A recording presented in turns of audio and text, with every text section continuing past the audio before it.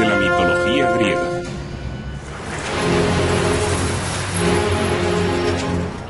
Atenas, Grecia. Una ciudad que bulle con el comercio y la cultura. También es una ciudad de fe griega ortodoxa, parte del gran brazo occidental del cristianismo.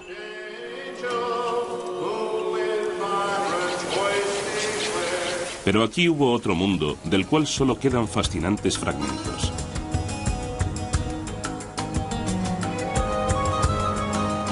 Aquellos que se aproximan al pasado van en busca de un mundo que era igualmente bullicioso, igualmente piadoso. El mundo de los antiguos griegos. Aún nos habla a través de uno de sus legados, la mitología griega. Estaba poblada de muchos dioses y diosas, cada uno con determinados poderes en el mundo y con una historia particular. Durante decenas de miles de años antes de los tiempos bíblicos, los relatos de los dioses y sus actividades fueron transmitidos por los narradores. Es sumamente difícil, pero intentamos imaginar cómo eran aquellos tiempos. Si hago memoria, creo que mis historias favoritas sobre los dioses, las que más me hicieron pensar y más me impresionaron, fueron la de cómo Atenea nació de un dolor de cabeza de Zeus, la de Apolo, que fue un joven alocado, y luego se convirtió en el dios del orden, de la música y el arte, y la de Poseidón, que era el protector de nuestra capital, y además estaba a favor de la paz. Presidiendo a todos estaba Zeus, dios del cielo, dios del trueno.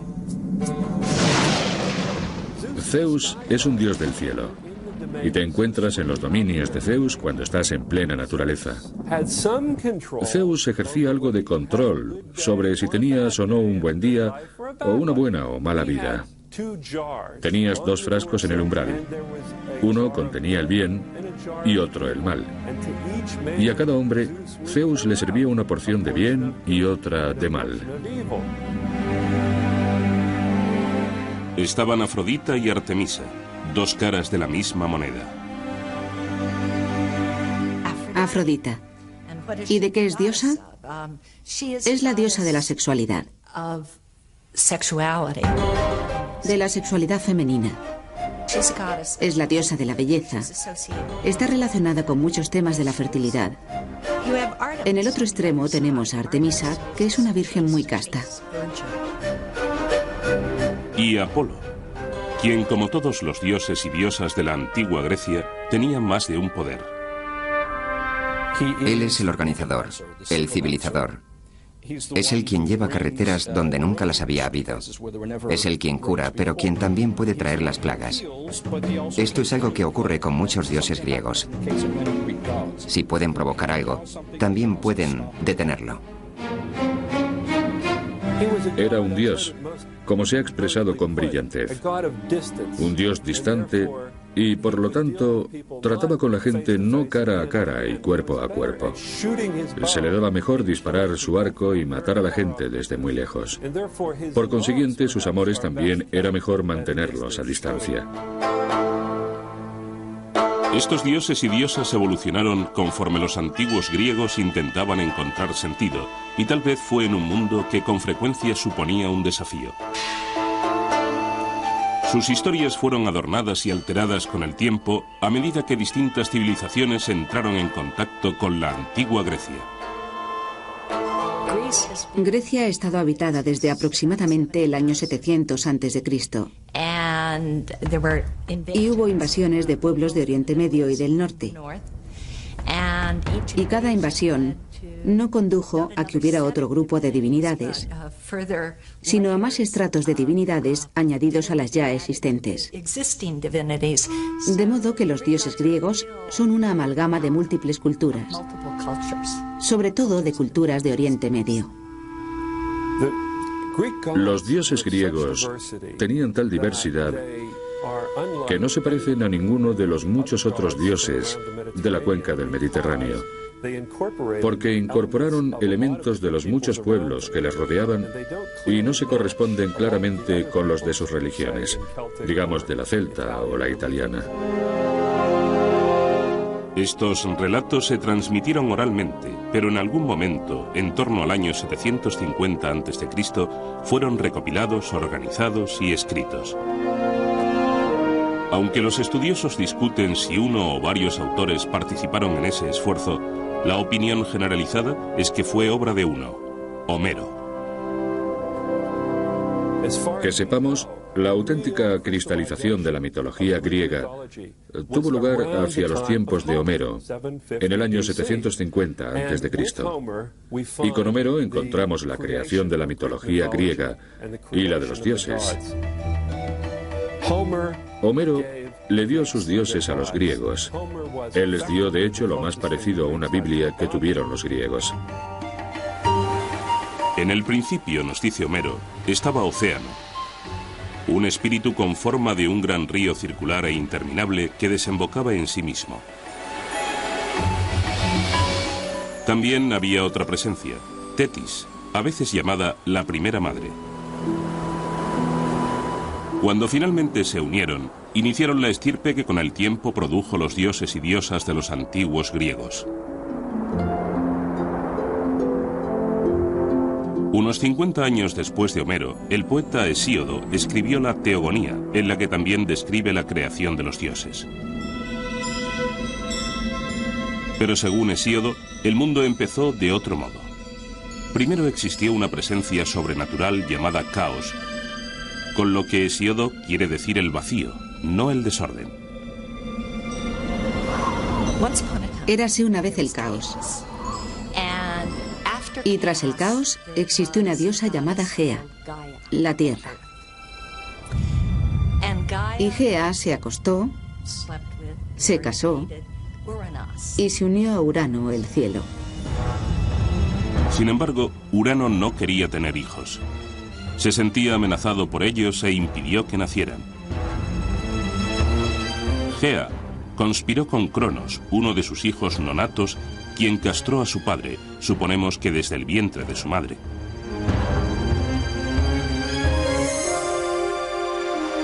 Los genitales amputados de Urano cayeron al mar, del cual surgió una sorprendente entidad, Afrodita, diosa del amor.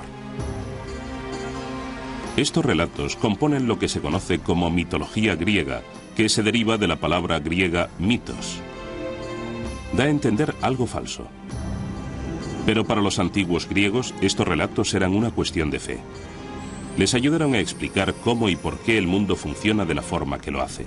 Curiosamente, el amor y la guerra, o la violencia y el sexo, están profundamente ligados en la mitología griega.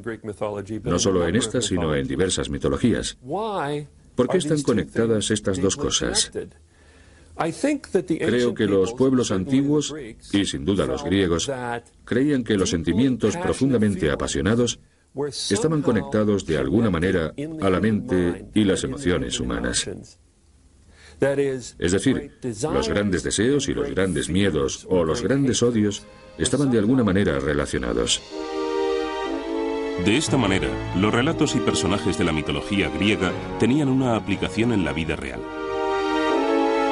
La historia de la creación de Hesíodo sigue narrando cómo Cronos libera a sus hermanos y hermanas del vientre de Gea. Esos seres serían conocidos como los titanes, nacidos solo después de que su padre fuera castrado. El tema del conflicto entre padre e hijo tiene continuidad cuando Cronos termine matando a sus propios hijos. Cronos se casó con Rea. Cada vez que Rea daba luz, él devoraba a su hijo. Rea quería intensamente tener hijos, de modo que cogió a un bebé, Zeus, cuando nació. Lo envolvió y lo escondió en una cueva en Creta, donde se criaría. Y le dio a Cronos una piedra envuelta en pañales que éste devoró creyendo que se comía al bebé. Bien, Zeus creció, vino, atacó a su padre y todos los hijos surgieron. Y ese fue el principio de los dioses olímpicos. Zeus recuperó la piedra con la que su madre engañó a su padre. Incluso ahora puede verse en el santuario de Delfos. Siempre existe una especie de conflicto innato entre padres e hijos. Hasta este siglo, Grecia ha tenido en realidad una economía de subsistencia. De modo que si se tiene una pequeña granja, el padre está al frente de ella, el hijo, incluso el mayor, no tendrá derechos de ningún tipo hasta que su padre le deje paso, se jubile o muera. ¿Cuál es el problema aquí? Obviamente hay una auténtica preocupación por temas de sucesión y poder.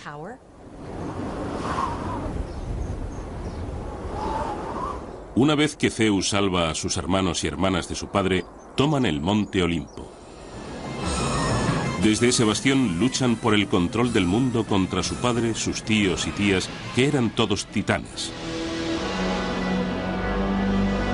Finalmente, los dioses y diosas del Olimpo se impusieron. Reconocieron a Zeus, que también es dios del cielo, como su rey. Pero los seres humanos aún tienen que hacer su aparición. A continuación, la excitante e inquietante llegada de la humanidad al mundo.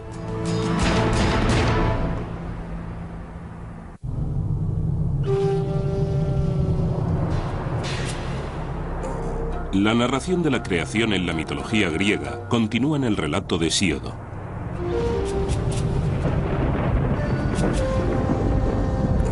Generaciones de dioses continúan luchando unos contra otros antes de la llegada de la humanidad al cosmos. Creo que dice algo muy interesante de una cultura, si ésta considera como momentos de formación tanto los de conflicto como los de producción unificada, de producción pacífica. Cada vez que estudio o enseño un curso que trata de la mitología griega, no deja de abrumarme lo persistentes que son esos conflictos. Tras triunfar sobre los titanes, el gran dios Zeus se casa con Metis, una titán, y por lo tanto, su tía. Con el tiempo, tienen una hija que nace totalmente desarrollada y armada de su cabeza. Es Atenea, la diosa de los guerreros. Otros dioses y diosas se incorporan al mundo, cada uno con diferentes funciones. Todos tienen, no obstante, algo en común. Un atributo que los distingue de prácticamente todas las demás divinidades del mundo antiguo. Su imagen es humana. Si pensamos en la religión egipcia, con sus dioses que poseen cabezas de animales o cuerpos de diversos animales, o en las religiones acadias, mesopotámicas o hititas, en la que vemos a divinidades asociadas con leones y otros animales feroces. La decisión de los griegos de representar de alguna manera a sus dioses como griegos es una auténtica innovación. No estamos del todo seguros de dónde procede. Cuando pensamos en la divinidad, hablamos de lo desconocido. Y solo se puede hablar de lo desconocido en términos de lo desconocido. En la Biblia hebrea, en el Génesis, dice que Dios bajó a la tierra y anduvo en el jardín del Edén por la tarde cuando hacía fresco. Es casi imposible hablar de divinidades sin hacer algo así. Xenófanes dijo que si los caballos pudieran dibujar, dibujarían sus dioses como caballos. En la narración de Homero, no es hasta que los dioses y diosas se instalan en el monte Olimpo cuando empieza a desarrollarse la historia de los seres humanos. Los relatos judeocristianos del principio del mundo culminan en la creación del hombre por Dios, al que se le da el dominio sobre todas las demás criaturas en la tierra. Sin embargo, los antiguos griegos creen que el nacimiento de los humanos reviste poca importancia para el cosmos. Aunque los griegos tenían un universo centrado en los humanos, su visión del hombre fue casi una idea de último momento. Era una criatura insignificante en el universo, algo ciertamente menor que los dioses. Luego, la creación de los humanos tenía que ocupar un segundo o tercer lugar en el mundo griego del cosmos y las deidades olímpicas. ¿Por qué se le dio a la creación del hombre un papel tan pequeño en la creación del universo? Podría deberse a que los griegos dieron por sentado que los humanos siempre habían existido, que los seres humanos eran en efecto tan importantes que nunca hubo una etapa en la que no existieran. Esto no deja de ser aún un misterio. Me gusta pensar que el mito griego refleja una cierta comprensión del lugar de los humanos en el mundo, que no son el centro de las cosas, que hay toda una profusión de cosas en el mundo creado en las que los humanos tienen que encajar. Esto supone un gran contraste con un buen número de culturas y sistemas de creencias.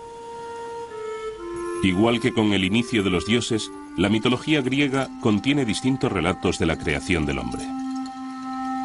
En ninguno de ellos los inicios de la humanidad son prometedores. Vivíamos como hormigas en el suelo y no sabíamos leer ni conocíamos las estaciones del año, ni el clima, ni podíamos pensar ni oír. No éramos más que gusanos despreciables. En la versión de Homero de la creación de los humanos, el dios Prometeo crea al primer hombre de barro y le infunde vida.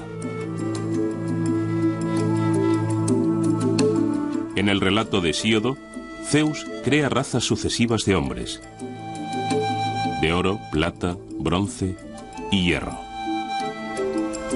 Parece que cada raza simbolizaba distintos aspectos de la condición humana. La primera raza de hombres está hecha de oro. Su vida es fácil, sus cosechas son abundantes. Literalmente festejaban con los dioses. En el principio hubo una era de oro, y la gente vivía en la tierra, y sus cultivos crecían por sí solos, y todo el mundo era bueno y justo. Toda esa gente simplemente desapareció al cabo de un tiempo. La raza de oro parece haber vivido una historia perfecta, por lo visto, en un paraíso. Y sin embargo, esta raza desaparece sin explicación. En el relato bíblico del paraíso, las penurias de la vida se ven como resultado de la caída en desgracia de Adán y Eva en el jardín del Edén. Para la desaparición de la raza de oro de la mitología griega no hay tal explicación. El motivo de su destino sigue siendo un misterio. El sistema griego en el que los humanos y su creación no son tema de preocupación difiere mucho de lo que se encuentra en el Génesis, donde tenemos toda esa atención en la creación del primer hombre. Claro está, en el Génesis está relacionada con lo que sigue, con qué pasó después de que la primera pareja desobedeciera a Dios. En los mitos griegos, desobedecer a los dioses no es un problema tan grande como en el Génesis. Entonces, ¿por qué Hesíodo no tiene una respuesta? ¿O por qué no nos da una respuesta a por qué la raza de oro desapareció? Teniendo el mito judeocristiano de la expulsión del jardín del Edén, porque evidentemente eso fue culpa de Adán y Eva. Lo que esto significa es que no hay una buena explicación a por qué el mundo es tan difícil ahora, a por qué los humanos tienen tantos problemas. Cuando la raza de oro se extingue, Zeus crea a los hombres de plata. Pero esa raza no es muy evolucionada. Los hombres de la Edad de Plata fueron bebés mucho tiempo y luego tuvieron un corto periodo de madurez para después sufrir una vejez espantosa y desaparecer bajo tierra. Eran más arrogantes y no adoraban a sus dioses lo suficiente. A continuación llegaron los hombres de bronce, que se exterminaron a sí mismos en constantes guerras. Finalmente apareció la raza de hombres que viven hoy día. De ellos se dice que son hombres de hierro. Así que, en esencia, la historia de la degeneración se ha trasladado a la era actual, donde muestra un equilibrio entre las diversas visiones de las cosas importantes de la vida para los griegos. A saber, su actitud hacia los dioses y hacia la guerra y hacia luchar por su ciudad-estado y sobre cómo congeniar o no los unos con los otros. Curiosamente, todas estas historias explican la creación de solo la mitad de la raza humana, el hombre. La mujer es creada como una desgracia, un castigo, y todo por un engaño. La primera mujer fue enviada a la Tierra como un castigo a la humanidad. Esto suena increíblemente misógino, y fue una historia inconcebiblemente misógina por parte de Hesíodo, que la contó en el año 700 a.C. Pero cuenta la historia que uno de los dioses, Prometeo, intentó engañar al amo y señor de todo el cosmos, Zeus. Prometeo es el dios embaucador. Es un dios listo. Prometeo significa previsión.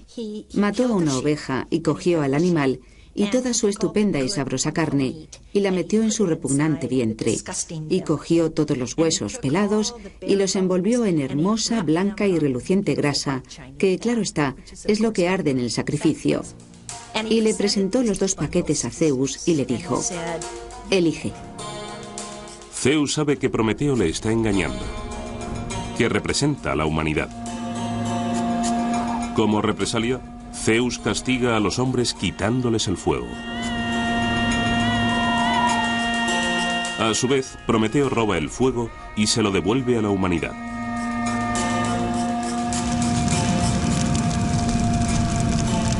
Y por robar y devolverle al hombre el regalo del fuego, fue castigado indirectamente por hacer que se creara una mujer que le fue entregada a los seres humanos. Ahora, Zeus no le dio ese objeto diabólico a la humanidad sin más. Lo llamó un mal hermoso. Es algo de lo que no puedes prescindir. Ella es un Kalón Kikón. En términos de los griegos, es una cosa hermosa y mala. Así que el mito griego, la poesía griega, gusta de expresarlo en ambos sentidos. Las mujeres son hermosas, las mujeres son algo irresistible. Al mismo tiempo, las mujeres te hacen trabajar, así que son algo malo.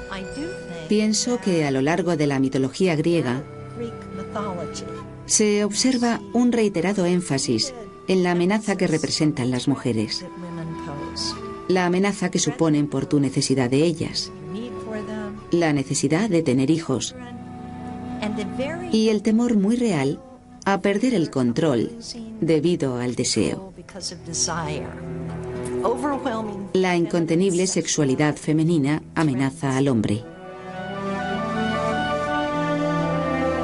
Zeus no le dio cualquier mujer al hombre. En efecto, le dio un Kalón Kikón, un hermoso mal.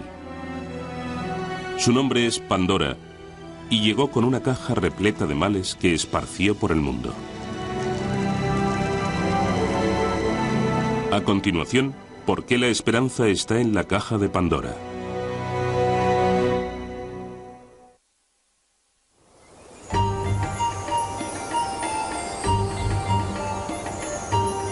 La primera mujer en la mitología griega es Pandora, y su historia recuerda la de Eva y el fruto prohibido en el jardín del Edén.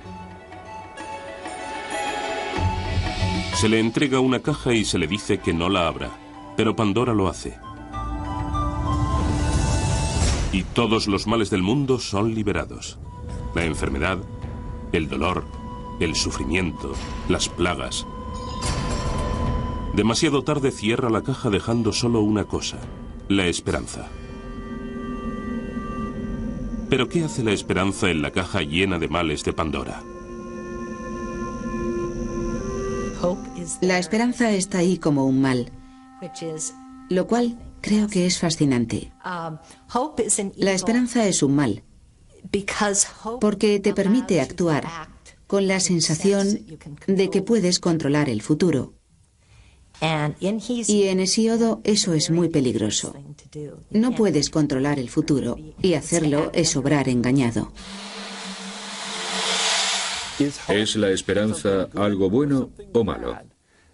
A los griegos les gustaban este tipo de dilemas porque la esperanza puede ser buena o puede ser mala. De modo que fue dejada con ambigüedad en la caja para que los humanos la usaran o la evitaran. Pandora es quizá el más importante, pero sin duda no el único ejemplo de mujeres que son el origen del mal en la mitología griega. Algunos estudiosos encuentran un significado más profundo a este menosprecio a las mujeres y señalan a Afrodita, la diosa del amor. Si miramos a los mitos de Afrodita, que es lo más hermoso y sexualmente deseable que pueda haber, los hombres la temen. Vio a un hombre, un ser humano, Anquises, en una colina a las afueras de Troya y quiere acostarse con él. Se aproxima y él le dice: eres demasiado hermosa para ser humana. Tienes que ser una diosa y no quiero acostarme contigo. Y ella le responde: no, solo soy una doncella de los alrededores. De modo que se acuestan y cuando él despierta, ella ya ha adoptado su personalidad de diosa y él se aterra. Le aterra que vaya a ser castrado, que vaya a perder toda su fuerza. En contraste, los antiguos griegos creían que Atenea, una diosa sin papel sexual, era una gran fuerza del bien. Atenea es la protectora. Atenea es la divinidad guerrera que encabeza la guerra de defensa justa. Ella es la diosa de la ciudad y, en muchos sentidos, la divinidad más importante que tienen los atenienses. Y eso puede ser válido para muchas otras ciudades donde existe una acrópolis con un templo de Atenea en la cima. Por lo tanto, el mundo de los dioses y diosas griegos no es simplemente una colección pintoresca de relatos, sino una ventana a una civilización antigua, a sus ideas y a sus valores. El tipo de pensamiento indirecto que se observa en los mitos, el tipo de narraciones que saltan de un sitio al otro, que introduce criaturas extrañas, se parecen mucho a los sueños. De modo que creo que la pregunta es si los mitos griegos son de alguna forma la conciencia colectiva de la civilización griega, en una época temprana. De forma consciente o inconsciente, los dioses están muy presentes en la vida cotidiana de los antiguos griegos. En cada montaña, en cada planta, en cada una de las emociones que experimentaban, pensaban que detrás había un dios controlándolo todo.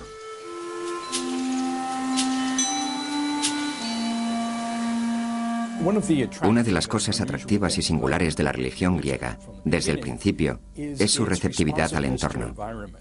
Por ejemplo, hay ninfas que viven en lugares húmedos, ninfas de los árboles. Hay un reconocimiento de que los ríos son una especie de fuerza religiosa. De esta forma, la religión griega tiene una cierta relación con la ecología moderna. Un reconocimiento de que hay lugares concretos que tienen un valor. Una especie de cualidad divina, una cualidad sagrada. Los griegos tenían términos concretos para sagrado. De hecho, tenían varios términos para sagrado. Uno de ellos es Iros. Iros significa que pertenece a los dioses. En realidad, la palabra griega para religión es Tagira, las cosas sagradas. De manera que las historias en la mitología griega se usan para explicar un mundo a menudo difícil y aleatorio.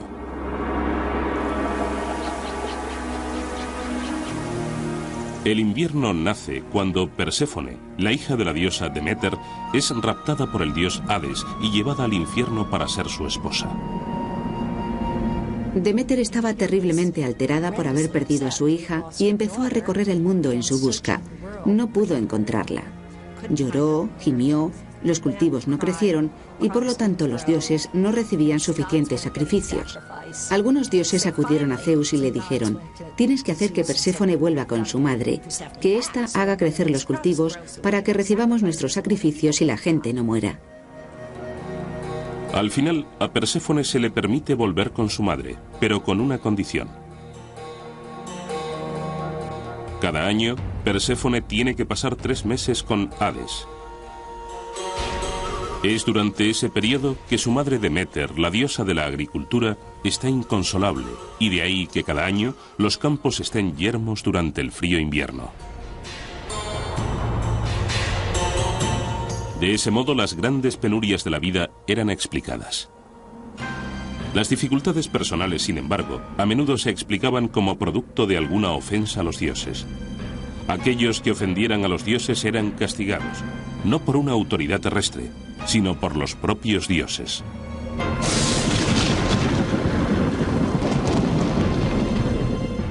Hay en efecto una palabra griega, desidinomia, que significa temor a los dioses o respeto a los dioses.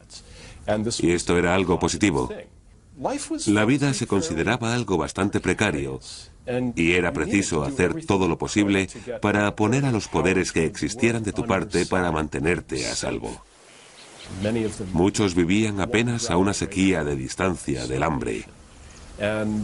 Y no se puede jugar con un mundo así. Una de las cosas que me encantan de los mitos griegos es que nunca dejan salir a nadie del atolladero. Nunca dicen que tal cosa pasó porque los dioses hicieron que pasara. Es culpa nuestra si no somos capaces de entender el porqué. Es en cierto modo un mundo difícil en el que vivir. En un mundo difícil, la gente con frecuencia busca un héroe. Alguien que les traiga la liberación de una vida aparentemente llena de adversidades. Hay quienes piensan que un niño nacido de un dios griego y una mujer mortal prefigura la aparición de Cristo. ¿Estaba esto destinado a pasar? A continuación, dos de las mayores figuras de la mitología griega y cómo esclarecieron la idea de los antiguos griegos del destino contra el libre albedrío.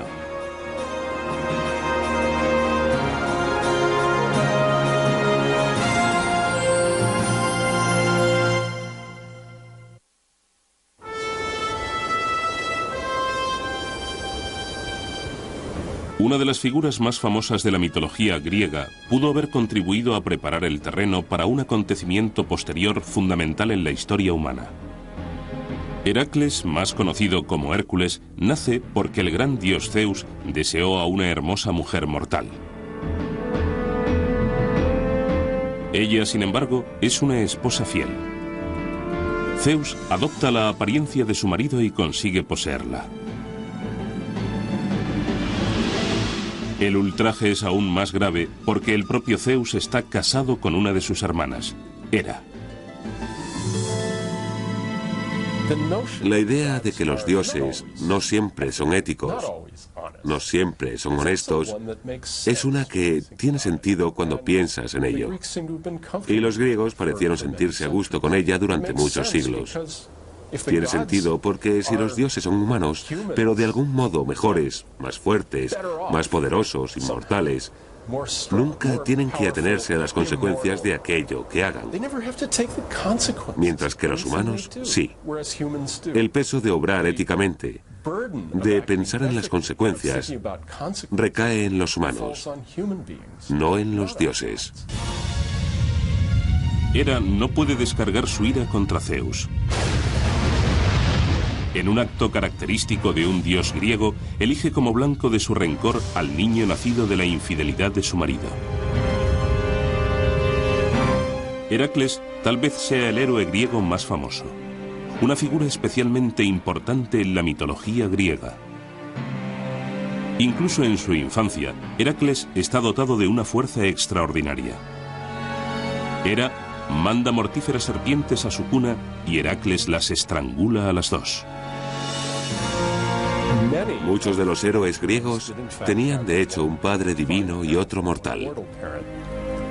Por lo general, un héroe era un hombre de una fuerza superior a la normal que estaba de alguna manera señalado para tener una vida de logros, pero también de enormes dificultades. Les costaba mucho integrarse en la sociedad, precisamente por sus grandes capacidades. La vengativa Hera continúa persiguiendo al hijo ilegítimo de su marido a lo largo de su vida, llevándolo a tener ataques periódicos de ira o de locura. Profundamente contrito por los asesinatos y otros delitos que comete durante esos ataques, Heracles emprende trabajos de arrepentimiento, a menudo matando a tiranos y monstruos.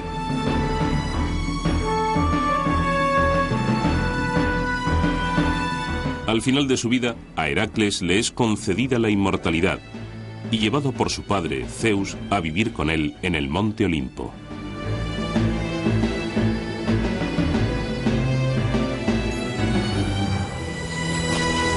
Así, la historia de Heracles pudo haberle preparado el terreno al apóstol Pablo, quien siglos más tarde les llevó a los griegos noticias de una nueva fe.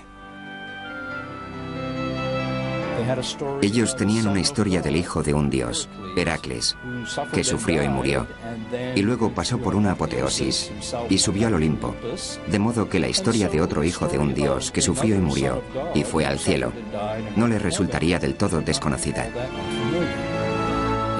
De igual forma, la idea de que un dios puede adoptar forma humana y parecer uno de nosotros era totalmente aceptable para un auditorio griego pagano.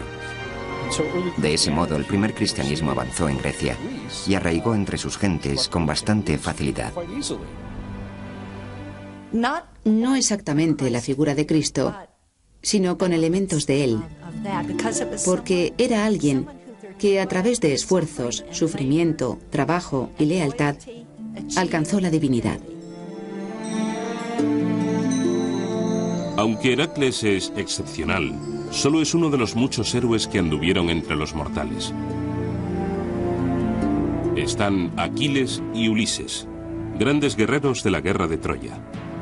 Y Teseo, cuyas hazañas incluyen matar al temible Minotauro, la criatura que se daba festines con la carne de jóvenes griegos. Pero los héroes no tenían que ser hijos de los dioses. Tampoco eran heroicos en los términos actuales, exponerse a graves peligros por los demás. Para los antiguos griegos, un héroe era alguien que rompía los lazos con la vida normal, pasara lo que pasara. No es necesario que un héroe descienda de un dios o una diosa. Ni siquiera es necesario que un héroe haga algo bueno en la vida. De modo que una hazaña es más hacer algo extraordinario y ser reconocido por ello. Ahora bien, ese hecho extraordinario, realizado por un héroe, podía ser matar a un grupo de enemigos, o matar a gente en su propia comunidad de una forma tan extraña que hubiera que consultar a los dioses. Así que los héroes son individuos raros y peligrosos. Extraordinarios, pero no forzosamente extraordinariamente buenos. Los héroes son en realidad proyecciones de lo que supone ser humano en gran escala. Ellos concentran tanto el gran potencial de los seres humanos en su mejor momento como la vulnerabilidad de los humanos. Otro héroe insólito es Edipo, que mata a su padre y se casa con su madre. Habiendo cumplido con su terrible destino, Edipo se ciega y busca la redención. Es una historia inmortal que habla del lado más oscuro, de los sentimientos entre padres e hijos. Creo que indudablemente había un hilo conductor en la cultura griega y en su mitología que estaba interesado en el conflicto entre padres e hijos. Está claro que Sigmund Freud, lo notó y se aprovechó de la historia de Edipo para su complejo de Edipo.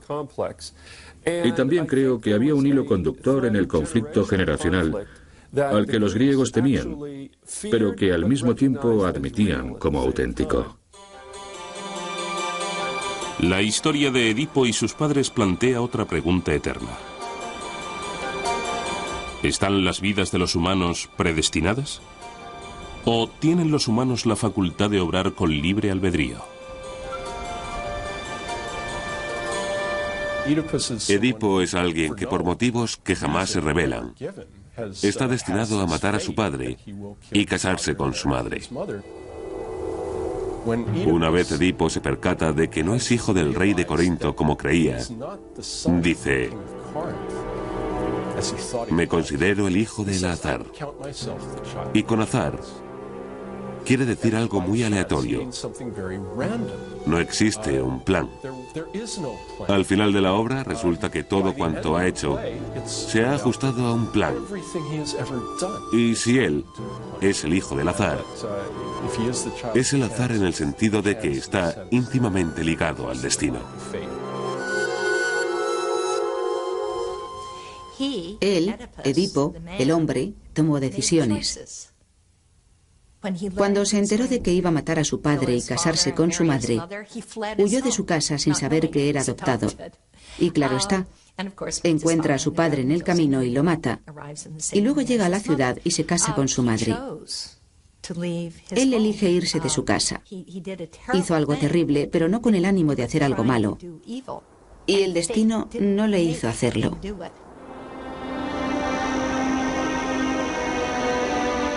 El problema del destino de una persona contra el papel del libre albedrío era de tal importancia para los antiguos griegos que personificaron al destino en la forma de 3 diosas. Cuando leemos la poesía de Homero, parece que fluye en 2 direcciones. Por un lado, las Parcas son 3 mujeres: Cloto, Láquesis y Atropos. Sus nombres significan la tejedora, la controladora, y no hay vuelta atrás. Ellas tejen un hilo para la vida de cada persona, cuando nace, y determinan cuándo la vida de esa persona tendrá fin. Por otro lado, vemos en la poesía de Homero que el destino es un poder superior a los dioses. Los dioses se inclinan ante el destino en varias ocasiones. Podemos mirar la historia de Edipo y hablar del destino. ¿Estaba predestinado a matar a su padre y casarse con su madre? Sí. ¿Qué significa eso? ¿Supone eso que no tenía libre albedrío? No, no significa eso, significa que eso era lo que iba a pasar. Los griegos tenían una visión muy compleja de cómo funcionaba el mundo. Por un lado, los dioses controlaban muchos de los actos de los seres humanos o tenían un efecto sobre ellos. Pero, sin embargo, los humanos también podían controlar sus propios destinos individuales y muchas veces tener la última palabra. De modo que existe una curiosa relación entre lo que controlan los dioses y lo que controlan los humanos. Y sabéis que esa ambigüedad les encantaba. De ese modo, los antiguos griegos aceptaron el hecho de que no había garantías en la vida. Algunas de sus preocupaciones parecen inquietantemente familiares hoy en día. Esa conciencia que tienen los griegos de que no se pueden tener demasiadas generaciones a la vez en el mundo está incluso expresada en un mito. El mito del comienzo de la guerra de Troya, que dice que la tierra estaba cargada con demasiadas personas y clamó a Zeus que la liberara de esa carga. De manera que Zeus inventó la guerra de Troya para deshacerse de mucha gente.